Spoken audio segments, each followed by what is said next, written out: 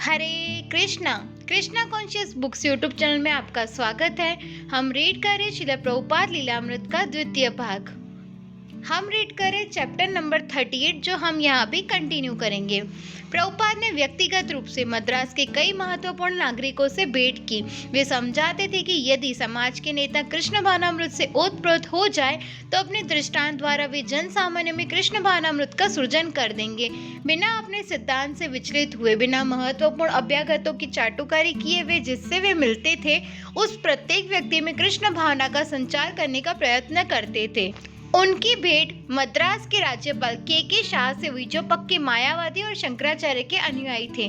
प्रभुपाद ने धैर्यपूर्वक उन्हें कृष्ण भावनामृत का उपदेश देना चाहा, लेकिन राज्यपाल बीच बीच में अपना ही दर्शन कहने लगते और प्रभुपाद की बात को काट देते। जब प्रभुपाद ने उनसे कहा कि जैसे भी संभव हो कृष्ण भावनामृत के प्रचार में सहायता करें, तो उन्होंने उत्तर दिया कि राज्यपाल के पद से वे कुछ भी करने में असमर्थ थे, क्योंकि हर चीज मुख्यमंत्री के हाथ में थी।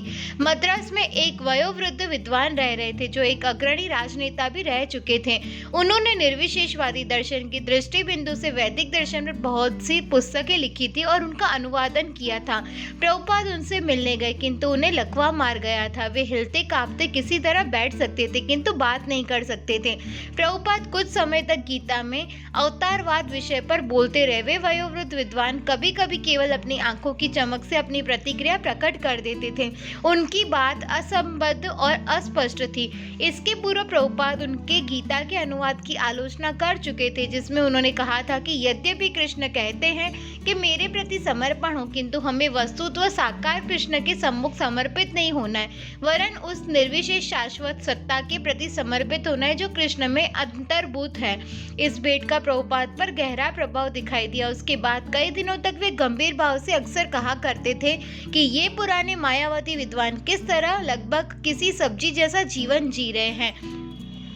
श्रील प्रभुपाद सी राजगोपालाचार्य राजा जी से मिले, जो स्वतंत्रता के बाद भारत के गवर्नर जनरल रह चुके थे। राजा जी महात्मा गांधी के मित्र थे और एक धार्मिक राजनेता के रूप में जनमत में उनका ऊंचा स्थान था। यद्यपि वे 9वीं दशाब्दी में थे, फिर भी बहुत चैतन्य थे और महाप्रभु के प्रभुपाद के आंदोलन के प्रति सहानुभूति रखते थे। राजा जी ने केवल एक शंका व्यक्त की, प्रभुपाद ने इतनी विशाल संस्था की सृष्टि की है कि उनके शिष्य अब कृष्ण की अपेक्षा संस्था को ही सब कुछ समझने लग सकते हैं। यदि ऐसा हुआ तो संस्था को ही सब कुछ समझने पर वे उसी तरह के भौतिकतावादी भ्रम में धंस जाएंगे जिसमें वे पहले थे। प्रभुपाद ने उत्तर दिया कि चूंकि कृष्ण परम सत्ता है, इसलिए कृष्ण और कृष्ण की संस्था में कोई अंतर नहीं है। कृष्ण की संस्था से तादात्म्य स्थापित करने का तात्पर्य है कृष्ण से सीधा तादात्म्य स्थापित करना। राजा जी प्रभुपाद के उत्तर से संतुष्ट हो गए और सुखद वार्तालाप के बाद दोनों मित्र एक दूसरे से विदा हुए। प्रभुपाद को मुख्य न्यायाधीश वीर स्वामी के घर से आमंत्रण मिला। दोनों में मैत्री हो गई और मुख्य न्यायाधीश ने यथाशीघ्र कृष्ण भावनामृत आंदोलन में सम्मिलित होने की इच्छा प्रकट की। उन्हें प्रभुपाद के अनुयायी पसंद आए, विशेषकर 3 वर्ष की सरस्वती, और उन्होंने उसे बांसुरी बजाते कृष्ण की 6 इंच की चांदी की मूर्ति दी। एक दूसरी शाम को श्रीमान वीर स्वामी प्रभुपाद से मिलने आए और प्रभुपाद ने उन्हें बताया कि उनके विचार से सरस्वती चांदी की एक कीमती मूर्ति के लिए अभी बहुत नादान थी, इसलिए प्रभुपाद ने उससे वह मूर्ति ले ली और वे उससे एक दूसरी मूर्ति देने वाले थे। किंतु जब वे बात कर रहे थे तभी सरस्वती कमरे में प्रविष्ट हुई और अपनी माँ के पास जाकर रोती हुई बोली, कृष्ण चले गए। श्रील प्रभुपाद ने तब उसे अपने पास बुलाया और पूछा, सरस्वती, कृष्ण कहाँ है? चिंता से भरी सरस्वती ने उत्तर दिया, मैं नहीं जानती, कोई उन्हें उठा ले गया है। प्रभुपाद ने दोहराया, किंतु है कहाँ? सरस्वती, मैं नहीं जानती। प्रभुपाद ने संकेत दिया, क्या वे गद्दी के नीचे है? सरस्वती दौड़ती हुई उस गद्दी के पास गई जिसकी ओर प्रभुपाद ने संकेत किया था। उसने उसे उठा लिया, किंतु कृष्ण वहां नहीं थे। प्रभुपाद ने पूछा, क्या वे ताक पर है? सरस्वती दौड़कर ताक के पास पहुंची। उसकी आंखें सभी दिशाओं में घूम रही थी। कृष्ण कहाँ है? सरस्वती शिष्यों से पूछने लगी, उनके चेहरे तथा हाथ देखने लगी, उनके पीठ के पीछे देखने लगी। वह हर जगह खोज रही थी। सरस्वती को ध्यानपूर्वक देखते हुए प्रभुपाद 6 गोस्वामियों के विषय में एक श्लोक सुनाने लगे। हे राधे व्रज देवी के च ललिते हे नंद सुनो कुत उन्होंने कहा, गोस्वामियों का मनोभाव ऐसा ही है। उन्होंने कभी नहीं कहा मैंने ईश्वर का साक्षात्कार कर लिया है, अब मैं संतुष्ट हूँ। नहीं, वरन वे कहा करते थे, राधा कहाँ है, कृष्ण कहाँ है, आप सब इस समय कहाँ हैं? क्या आप गोवर्धन पर है या आप यमुना के तट पर वृक्षों की छाया में हैं? आप कहाँ हैं? इस प्रकार वे अपनी कृष्ण भावनामृत को प्रकट करते। सरस्वती की चिंता बढ़कर आंसुओं में प्रकट होने लगी। तब भक्तों में से एक ने इशारा किया, सरस्वती, कृष्ण कहाँ है? कृष्ण को किसने लिया है? सरस्वती के नेत्र विस्फारित हो उठे। वह चिल्लाई, कृष्ण को प्रभुपाद ने लिया है। और वह लपक कर प्रभुपाद के पास पहुंची, इस विश्वास के साथ कि कृष्ण को प्रभुपाद लिए हुए थे। और प्रभुपाद ने अपने पीछे हाथ करके कृष्ण की एक छोटी सी मूर्ति निकाली, जो चांदी की उस मूर्ति के समान थी जिसे उन्होंने सरस्वती से ले लिया था। उन्होंने कहा, कृष्ण यहाँ है सरस्वती। सरस्वती प्रसन्नता से खिल उठी। सभी शिष्य प्रभुपाद के एक छोटे से बच्चे के साथ भी भक्ति भावना का इस प्रकार आदान प्रदान देखकर विस्मित थे। अपने इस विशेष गुण से उन्होंने एक बच्चे में भी कृष्ण से वियोग का भाव पैदा कर दिया। वे मुख्य न्यायाधीश को कृष्ण से वियोग का भाव समझाते रहे। कई शताब्दियों से कुछ धार्मिक और सामाजिक विवादों ने मद्रास को विभाजित कर रखा था और प्रभुपाद प्रायः इस विषय पर बोलते रहे। एक विवाद ब्राह्मणों और अब्राह्मणों के बीच का था। चूंकि ब्राह्मण परिवारों में पैदा हुए लोगों ने परंपरा से सभी महत्वपूर्ण सरकारी, सामाजिक और धार्मिक पदों पर एकाधिकार जमा रखा था, इसलिए अब्राह्मणों ने शक्तिशाली राजनीतिक विरोध का संगठन करके धार्मिक चलचित्रों पर प्रतिबंध लगा दिया था। पवित्र रामायण के प्रति भी सांसारिक राजनीतिक धारणा बना लेने के कारण उन्होंने भगवान राम के विग्रह तक का अपमान किया था। अपने शिष्यों के साथ वार्ता में श्रील प्रभुपाद ने कहा, मुख्य न्यायाधीश क्या ब्राह्मण है? मैं ऐसा नहीं सोचता। वे क्षत्रिय हो सकते, किंतु तुम उन्हें बता सकते हो कि हम ब्राह्मणों और अब्राह्मणों की इस समस्या का समाधान कर सकते हैं। हम हर एक को ब्राह्मण बनने की सुविधा दे सकते हैं। कोई भी हमारे सिद्धांतों का पालन करके ब्राह्मण बन सकता है।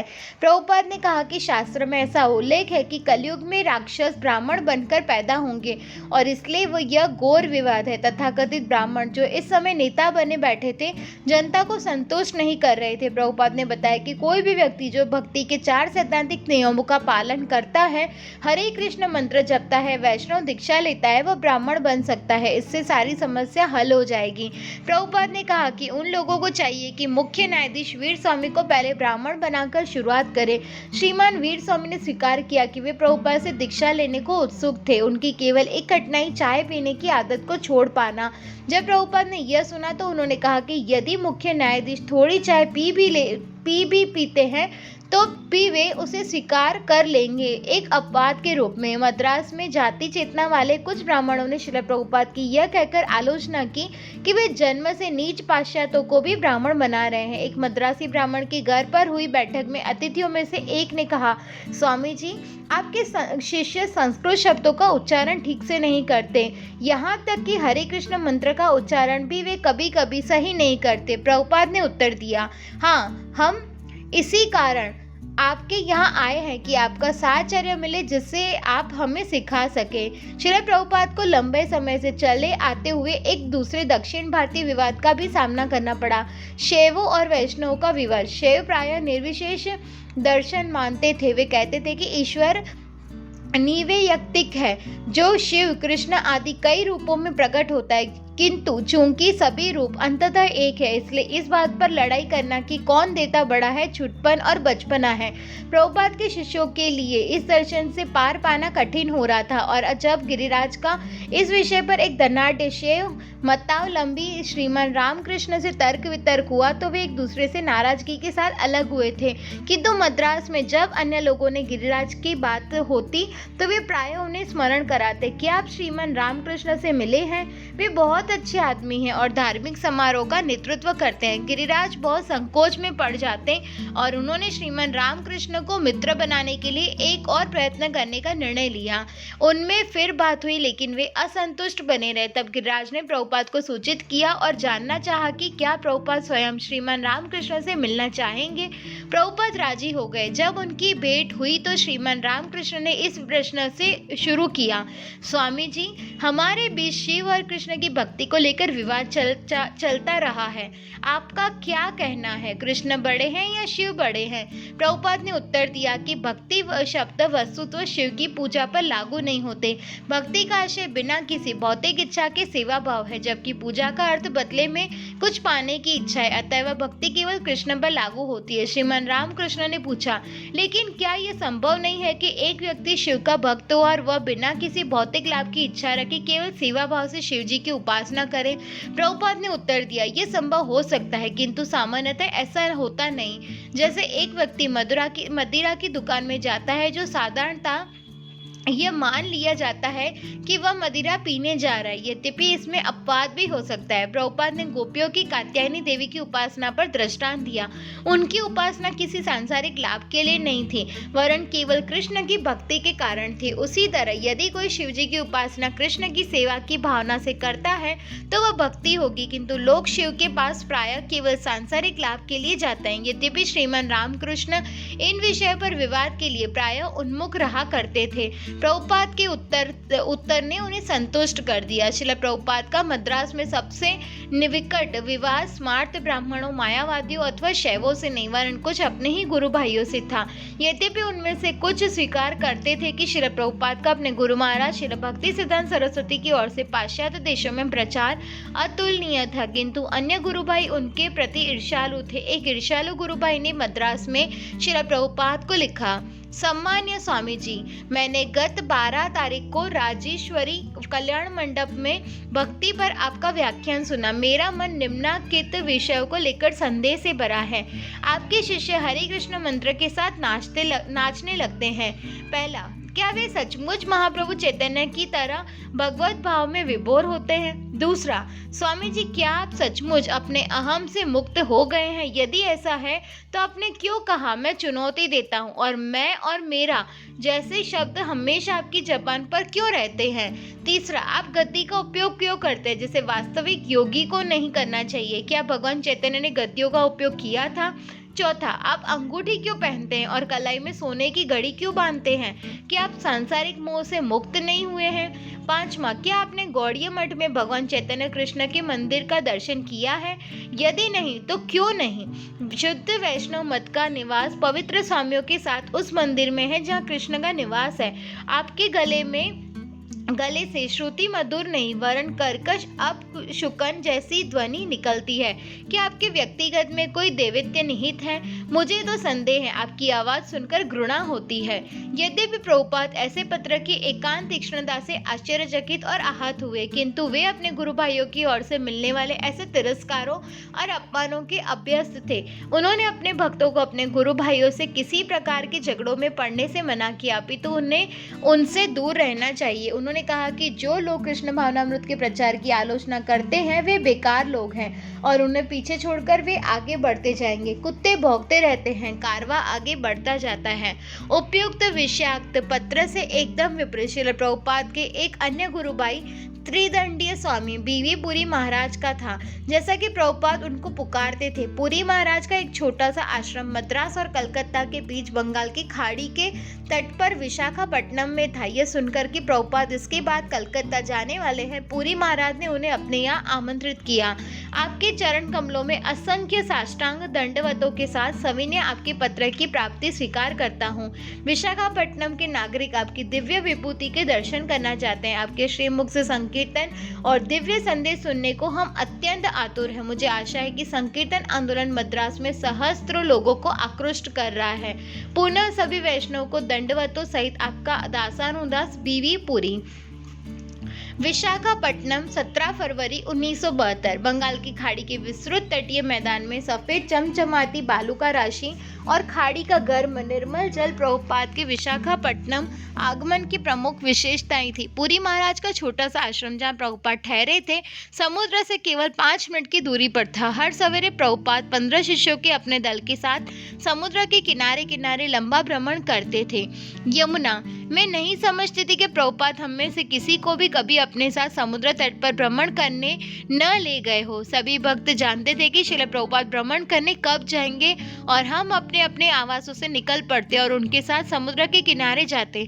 हमारी हवाखोरी बहुत तेज और तरोताजा करने वाली होती थी और हम कृष्ण के विषय में निरंतर बात करते रहते थे। किसी न किसी तरह हम में से प्रत्येक श्रील प्रभुपाद की वार्ता सुन सकता था। गुरुदास, मैं प्रतिदिन सवेरे टहलने जाता था, किंतु एक बार जब मैं मंदिर में बैठा था तो अचानक मैंने प्रभुपाद और भक्तों को समुद्र के किनारे की ओर जाते देखा। मैं उनके साथ होने के लिए तुरंत मंदिर से भाग निकला। मैंने समय बचाने के लिए अपने जूते नहीं पहने, लेकिन नीचे समुद्री तट की ओर के पार्क में झाड़ियां और चट्टानें थीं। जब प्रभुपाद ने मुझे कंकरीले पथरीले मार्ग पर पांव ऊंचे उठाकर और लड़खड़ाते हुए चलते देखा तो उनका ध्यान मुझ पर गया और उन्होंने कहा, ओह, तुम्हारे पैर दुख रहे हैं, तुमने जूते क्यों नहीं पहने हैं? मैंने कहा, प्रभुपाद, जब मैं आपके साथ होता हूँ तो मुझे कोई पीड़ा अनुभव नहीं होती। प्रभुपाद रुक गए और बोले, तो तुम अपना गला क्यों नहीं काट देते? हर एक हंसने लगा और मैं भी हंस पड़ा। उन्होंने कहा, तपस्या पहले ही बहुत हो रही है, तुम अपनी ओर से और क्यों पैदा कर रहे हो? गुरु कृपा। प्रभुपाद दर्शन पर बातें करते तो करते ही रहते। बहुत सी बातों को मैं न समझ पाता तो भी मैं सुनता रहता, यद्यपि मुझे कुछ याद न रह पाता। मैं सुनता रहता। मेरे ऊपर उनका कुछ असर नहीं होता था। समुद्र के किनारे में उनके पीछे चलता रहता। मैं अपने से कहता, यदि मैं उनके उपदेशों का या उनके आदर्श का पालन अभी नहीं कर सकता तो कम से कम रेत पर उनके चरण चिन्हों पर तो चल लूं। विशाखा। कभी कभी एक कुत्ता हम लोगों के पीछे लग जाता था या भौंकने लगता था।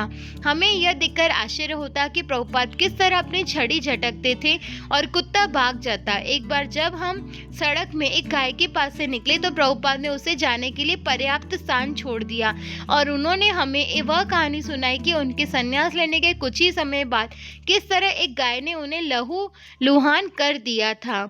तेजास। एक बार सवेरे के भ्रमण में प्रभुपाद कुत्ते के बारे में बात कर रहे थे। उन्होंने चाणक्य पंडित के एक श्लोक के हवाले से कुत्ते के 5 गुण बताए कि वह बहुत स्वामी भक्त होता है और हर चीज से संतुष्ट हो जाता है। उसके तुरंत बाद प्रभुपाद ने कहा कि हमें कृष्ण का कुत्ता होना चाहिए। वे यह भी बता रहे थे कि हमें पुजारियों को कुछ भी न देना चाहिए। शिक्षक और पुजारी को वेतन नहीं मिलना चाहिए। उन्हें शुद्ध भक्ति के नाम में सब कुछ करना चाहिए। क्षत्रिय को भी कुछ नहीं मिलना चाहिए। आज की शासन व्यवस्था में यही तो दोष है कि क्षत्रियों को वेतन मिलता है। उन्होंने इसी तरह एक के बाद एक अनेक चीजें बताई। नंद कुमार। श्रील प्रभुपाद हमसे समुद्र में नहाने को कहते। वे कहते, समुद्र के किनारे जाओ। इसलिए एक दिन मैंने उनसे पूछा, श्रील प्रभुपाद, जब मैं समुद्र के किनारे जाता हूँ सूर्य की गर्मी मेरे शरीर पर पड़ती है, पानी बहुत अच्छा लगता है और रेत भी बहुत अच्छी लगती है। इन सब से भौतिक सुख की स्थिति पैदा हो जाती है। मैं कैसे समझूं कि समुद्र के किनारे जाने के लिए आप हम में से क्यों कहते हैं? मैं जानता हूं कि गुरु महाराज अपने शिष्यों को ऐसा कुछ भी नहीं देते जिससे उनमें भौतिक पदार्थों के प्रति आसक्ति उत्पन्न हो, वरन वे चीजें देते हैं जिसकी कृष्ण को स्मरण रखने में उन्हें आवश्यकता हो। लेकिन जब मैं समुद्र के किनारे जाता हूँ तो ऐसा अनुभव होता है कि मैं इंद्रियों का सुख प्राप्त कर रहा हूँ। इससे मैं कृष्ण के से किस प्रकार संबंधित करूँ? मैं कैसे समझूं कि यह आदेश मेरे आध्यात्मिक लाभ के लिए है? प्रभुपाद ने कहा, सूर्य है तो कृष्ण उस सूर्य का प्रकाश है। समुद्र है तो कृष्ण उसके जल का स्वाद है। तुम कृष्ण से गिरे हो, तुम कृष्ण को भूल कैसे सकते हो? वे तुम्हारी चारों ओर है। पंचयज्ञ।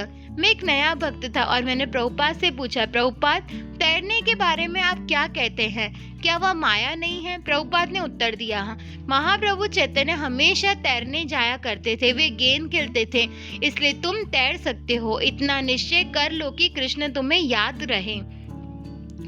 पुरी महाराज 8 कमरों वाले एक मंजिले भवन में थे। जब उन्होंने प्रभुपाद को अपने कमरे की बगल वाले कमरे में रहने का प्रस्ताव किया तो प्रभुपाद बहुत प्रसन्न हुए और इसे उन्होंने पुरी महाराज की मित्रता की अभिव्यक्ति माना। प्रभुपाद अपने भक्त बंधुओं के साथ सुखपूर्वक रहने लगे। पुरी महाराज कहते थे कि वे प्रभुपाद के कार्य और उनके पाश्चात्य शिष्यों के प्रशंसक थे। प्रभुपाद के शिष्य उनके और अन्य गुरु भाइयों के बीच विधिवत परस्पर दंडवत प्रणाम सहित आदर प्रदर्शन देख चुके थे। उदाहरण के लिए बम्बई में उन्होंने देखा था कि प्रभुपाद ने अपने व्यास आसन से उतरकर अपने गुरु भाइयों को दंडवत प्रणाम किया था, किंतु विशाखापट्टनम में उन्हें और अधिक आत्मीयता का व्यवहार देखने को मिला। उन्होंने पहली बार प्रभुपाद को एक ही आवास में अपने गुरु भाइयों के साथ आराम से रहते देखा और भक्तों को लगा था कि उनके साथ भी कोई दिखावटी कृपा का व्यवहार नहीं हो रहा है या उनको अनचाहा नहीं माना जा रहा है। प्रभुपाद के मार्गदर्शन में उन्हें वैष्णवों के बीच परस्पर मैत्रीपूर्ण और विनम्र व्यवहार के आवश्यक तत्वों को और अधिक सीखने का अवसर मिला। प्रभुपाद के गुरु भाई आनंद न केवल प्रभुपाद के लिए वरन उनके सभी शिष्यों के लिए भोजन बनाने और उन्हें खिलाने को उत्सुक थे। आनंद प्रौढ़ता प्राप्त भक्त थे, किंतु वे अपने आप को तुच्छ सेवक की तरह सेवा करने की स्थिति में रखते थे। यद्यपि वे अंग्रेजी बहुत कम बोलते थे, किंतु शिष्यों ने देखा कि प्रभुपाद और उनके बीच एक दूसरे के लिए बड़ा स्नेह था। आनंद और प्रभुपाद के शिष्यों के बीच मिलनसारी का माध्यम विशेषकर आनंद का भोजन बनाना और प्रसाद का वितरण करना था। प्रतिदिन सवेरे सब लोग प्रभुपाद के कमरे के सामने के बरामदे में एकत्र हो जाते थे। पुरुष एक पंक्ति में बैठ जाते थे और महिलाएं दूसरी पंक्ति में। दोनों पंक्तियों के बीच में तेजी से चलते हुए आनंद प्रसाद का वितरण करते थे। एक सिरे पर काठ की कुर्सी में बैठे और जपमाला की गुरियों पर अंगुली फिरती प्रभुपाद भक्तों को प्रसाद ग्रहण करते देखा करते थे। प्रभुपाद ने आश्रम को पैसा दे दिया था और आनंद नियमित रूप से सुस्वाद व्यंजन तैयार करते थे। मसालेदार आलू के चिप्स, चावल, दही, दाल, 3 तरह की सब्जियां, तले हुए आलू के टुकड़े, चटनी, मालपुआ, राजकेली, संदेश, खीर आदि। हर वस्तु इतनी अच्छी तैयार होती थी कि अमृत जैसी स्वादिष्ट बन जाती थी। भक्तों की दोनों पंक्तियों के सिरे पर स्वामी जी बैठ जाते और उन्हें प्रसाद ग्रहण करके के लिए प्रोत्साहित दे रहे थे। उससे और अधिक तो प्रभुपाद आनंद के भोजन बनाने की कला की प्रशंसा करते और भक्तों को प्रसाद ग्रहण करते हुए प्रसन्नतापूर्वक मुस्कुराते हुए देखते रहते।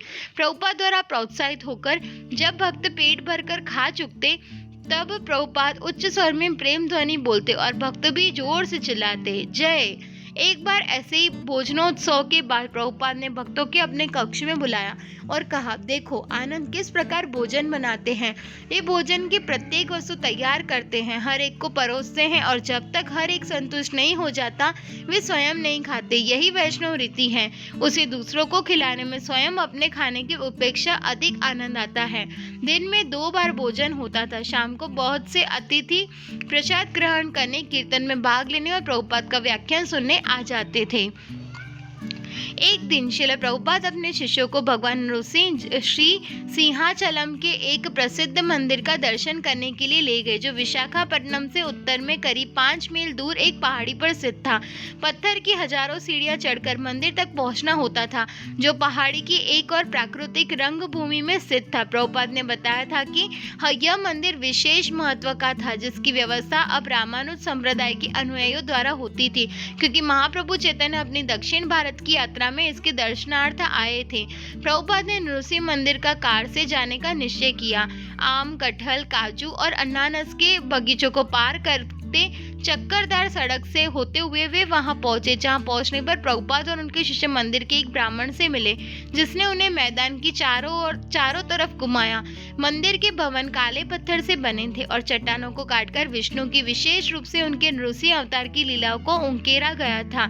एक स्थान से दूसरे स्थान या एक भवन से दूसरे भवन को जाने में प्रभुपाद को कभी कभी खड़ी सीढ़ियों की चढ़ाई 4 आदमियों द्वारा ले जाई गई पालकी में तय करनी पड़ी। जब प्रभुपाद ने मंदिर के मैदान के निचले सिरे पर एक विशाल वट वृक्ष को देखा तो उन्होंने कहा था कि वह वृक्ष सहस्त्रों वर्ष पुराना होगा। जब वे वृक्ष के नीचे खड़े थे तब उनके सेवक नंद कुमार ने उन्हें एक चंपक का फूल दिया। माला की थैली में से अंगूठा और तर्जनी अंगुली बढ़ाकर उन्होंने चंपक का फूल ले लिया और बड़े प्रेम से उसे देखा। उन्होंने कहा, यह फूल महाप्रभु चैतन्य के रंग का है और सारे भारत में यह सबसे प्रिय फूल है। यह फूल दिखने में भी सुंदर है और सूंघने में भी। वे उस छोटे पीत स्वर्ण वर्ण के फूल को पूर्वाह के पूरे शेष समय अपनी उंगलियों में लिए रहे। जब प्रभुपाद और उनके दल ने गर्भगृह में प्रवेश किया, जहाँ भगवान नृसिंह की मूर्ति विराजमान थी, तो उनके मार्गदर्शन ने बताया कि मूर्ति प्रहलाद महाराज के समय की है। पुरुरवा नामक प्राचीन राजा और उसकी सहधर्मिणी उर्वशी एक बार इस पहाड़ी पर आए थे और उर्वशी ने प्रार्थना पर यह मूर्ति, जिसने स्वप्न में उर्वशी को दर्शन दिया था, खोद कर निकाली गई थी। भगवान ऋषि ने आदेश दिया था कि उनकी उपासना इसी स्थान पर होनी चाहिए और वे वर्ष में केवल वैशाख मास में एक बार दर्शन देंगे। शेष समय में उन्हें चंदन की लेई, कपूर और अन्य सुगंधित पदार्थों में आच्छादित करके रखा जाएगा। अतः वह मूर्ति चंदन में आच्छादित ढेले के तुल्य दिख रही थी। प्रभुपाद ने टिप्पणी की कि चंदन में रखने का उद्देश्य मूर्ति को शांत चित्त रखना था। माधवानंद: जब प्रभुपाद विशाखापट्टनम के नृसिंह मंदिर में थे तो वे वैसे ही थे जैसे कि वृंदावन में। जब वे कार में से निकलते थे तो बहुत गंभीर थे। हम मंदिर के एक प्रकोष्ठ में गए, उसके बाद हम नीचे की ओर गए। दीवारें 4 फुट मोटी थी और ऐसा लगा जैसे वहां सैकड़ों फुट की सुरंग थी। जिसे पार करने के बाद हम गर्भगृह में पहुंचे। वहां मूर्ति चंदन के ढेर सारे लेप से ढकी थी। हम जो ही प्रविष्ट हुए, प्रभुपाद ने कहा, नृसिंह मंत्र का जाप आरंभ कर दो।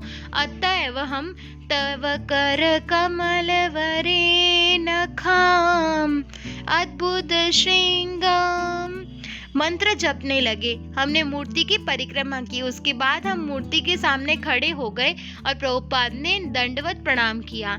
गुरु कृपा: जब हम गर्भगृह में पहुंचे तो प्रभुपाद ने हमसे नृसिंह की प्रार्थना कराई।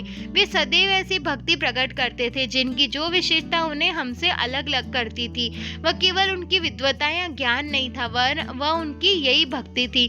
ऐसे स्थानों में हम देखते थे कि वे बहुत शांत और गंभीर हो जाते थे और जब वे बोलते थे तो हम भी आंतरिक शांति से भर जाते थे। जब वे बोलते थे तो हमें उनका अनुभव होता था। वे कृष्ण भावनामृत में हमारा विश्वास बराबर जगाया करते थे, किसी उद्देश्य से नहीं, किंतु वे हमेशा आत्मलीन रहते थे। ऐसे स्थानों पर उनकी यह विशेषता प्रकट हो जाती थी। जब प्रभुपाद हम लोगों के साथ विग्रह के समक्ष खड़े हुए तो हम विग्रह को देख भी नहीं सके। वहां केवल चंदन की लेई का ढेर था। लंबे कानों में बाली पहने एक ब्राह्मण वहां खड़ा था। हमने कुछ दान दिया, किंतु वह समय बहुत भक्तिमय था। प्रभुपाद कुछ अधिक नहीं बोले और मुख्य कारण यह था कि ऐसे स्थानों में ही लोगों को आध्यात्मिक उन्नति की परख होती है। ऐसे स्थानों का इतिहास और उसका विस्तार उतने महत्व का नहीं होता जिसमें वस्तुत्व अधिक कहने योग्य नहीं होता। प्रभुपाद ने केवल इतना देखा कि हमने विग्रह के प्रति समुचित आदर प्रदर्शित किया और हम में से कोई भूल नहीं हुई। प्रभुपाद शाम को व्याख्यान देते थे। उनके व्याख्यान कभी स्कूलों में और कभी विशाखापट्टनम की सामाजिक क्लबों में होते थे। रामकृष्ण हाल के समारोह में जहाँ 1000 से भी अधिक लोग उपस्थित थे। प्रभुपाद के नृत्य से प्रोत्साहित होकर पूरी श्रोता मंडली नृत्य करने लगी थी। भक्तजन प्रभुपाद की चारों ओर घेरा बनाकर नृत्य करते रहे थे और कीर्तन 1 घंटे तक चलता रहा था। एक दूसरे कार्यक्रम में एक दाढ़ी वाला अमेरिकी मानव विज्ञानी अपनी मोटरसाइकिल से प्रभुपाद के व्याख्यान और कीर्तन में सम्मिलित होने के लिए आया था। बाद में उसने प्रभुपाद को बताया था कि वह भारत में आदिम जातियों का अध्ययन करने आया था। प्रभुपाद ने कहा था कि वह केवल समय की बर्बादी थी। उन्होंने कहा, आप आदिम जातियों का अध्ययन क्यों करना चाहते हैं? आप उन्नत लोगों का अध्ययन क्यों नहीं करते? और प्रभुपाद ने एक कहानी का वर्णन किया। एक बार एक आदमी ने मकई का एक भुट्टा भुना और एक एक दाने से उसका गुदा निकालकर खाने लगा। इसी तरह उसने कई घंटे बिता दिए। प्रभुपाद ने कहा, उसने ऐसा इसलिए किया कि उसके पास करने को कोई और काम नहीं था। वह केवल समय बिताना चाहता था। ठीक उसी तरह मानव विज्ञान समय की केवल बर्बादी है। प्रभुपाद ने पूछा, आप किसी ऐसे व्यक्ति या व्यक्तियों के समूह का अध्ययन क्यों नहीं करते जिसमें आप कुछ सीख सके? दिन में प्रभुपाद अपने कमरे के बाहर बैठ जाते थे और मौसम का आनंद लेते थे। वे कुर्ता नहीं पहनते थे। एक बार जब वे ताजे गन्ने का रस पीते हुए बैठे थे तो उनका स्वस्थ शरीर सुनहरी आभा विकीर्ण कर रहा था। वे बोले, वैकुंठ में ऐसा ही होता है। वहाँ सदैव शीतल सुखद बयार बहती रहती है। वे प्रायः इधर उधर घूमते रहते, मंत्र जपते रहते, कृष्ण के संबंध में वार्तालाप करते, भक्तों का कीर्तन सुनते और मंदिर के कार्यकलापों का अवलोकन करते। प्रभुपाद ने पुरी महाराज से पश्चिम में जाकर प्रचार करने का बार बार आग्रह किया। उन्होंने उनसे प्रार्थना की कि वे कम से कम इस्कॉन के भक्तों के अंतर्राष्ट्रीय सम्मेलन के लिए मायापुर जाएं। प्रभुपाद को लगा था कि वे हो सकता है कि उनके पाश्चात्य भक्तों को देखकर पुरी महाराज का उनके साथ हो लेने और प्रचार करने का मन हो जाए। पुरी महाराज प्रभुपाद के साथ कलकत्ता और मायापुर जाने को सहमत हो गए। इस प्रकार विशाखापट्टनम के एक सुखद सप्ताह की समाप्ति हुई और प्रभुपाद, उनके शिष्य और पुरी महाराज साथ साथ कलकत्ता जाने की तैयारी में लग गए। गुरु कृपा। हम बड़े सवेरे रेलवे स्टेशन पहुंचे, जो ट्रेन प्लेटफॉर्म पर आ चुकी थी। गर्मी बहुत थी और हम में से 5 या 6 भक्त कीर्तन कर रहे थे, और तब श्याम सुंदर नारियल के एक पेड़ पर चढ़ गए और सुंदर नारियल तोड़ लाए। उन्होंने नारियल में सुराख किया और प्रभुपाद को दिया। प्रभुपाद उसे पीने लगे। थोड़ी देर बाद प्रभुपाद ने उसे श्याम सुंदर को दिया और उन्होंने भी उसका रस पिया। तब प्रभुपाद ने कहा, इसे कीर्तन करने वाले को दो। प्रभुपाद कीर्तन करने वालों में हर एक इतना प्यासा था कि उसे औरों के लिए छोड़ने का ध्यान भी नहीं था, किंतु वह नारियल को आगे बढ़ाता तो फिर भी वह खाली न होता। मैंने उसे उल्टा किया तो उसमें से डाब निकलकर मेरी कमीज पर गिरने लगा और मैं उसे पीता रहा। वह खाली होने को नहीं आता था। हम आश्चर्यचकित थे। प्रभुपाद मुस्कुरा रहे थे और हम कीर्तन कर रहे थे। हम सभी ठंडे हो गए और संतुष्ट थे। श्याम सुंदर, प्रभुपाद और मैं ट्रेन के प्रथम श्रेणी के डिब्बे में थे, जो 2 व्यक्तियों का डिब्बा था। ट्रेन विशाखापट्टनम और कलकत्ता के बीच गर्मी की रात में खड़खड़ाती चलती जा रही थी। प्रभुपाद बातचीत और परिहास में लगे थे और टेप बजा रहे थे, जब तक कि रात के 10:30 नहीं बज गए। तब वे आराम करने लेट गए। मैंने बत्ती बुझा दी। आधी रात के आसपास प्रभुपाद उठ बैठे और मेरा नाम लेकर पुकारा, श्याम सुंदर, डिक्टेशन लो। तब उनके स्पष्ट सुसंगत विचारों का प्रवाह आरंभ हो गया। इससे मैंने केवल यही निष्कर्ष निकाला था कि जब हम सोचते हैं कि प्रभुपाद सो रहे हैं, उस समय वे सोते नहीं होते, वरन कृष्ण की अधिकाधिक सेवा करने की विधियों पर विचार करते हुए चिंतन में लगे होते हैं। हरे कृष्णा। तो चैप्टर नंबर 38 यहीं पे समाप्त होता है। नेक्स्ट पार्ट में हम चैप्टर नंबर 39 कंटिन्यू करेंगे। वांछा कल्पतरुभ्यश्च कृपा सिंधुभ्य एव च पतितानां पावनेभ्यो वैष्णवेभ्यो नमो नमः। श्रील प्रभुपाद की जय।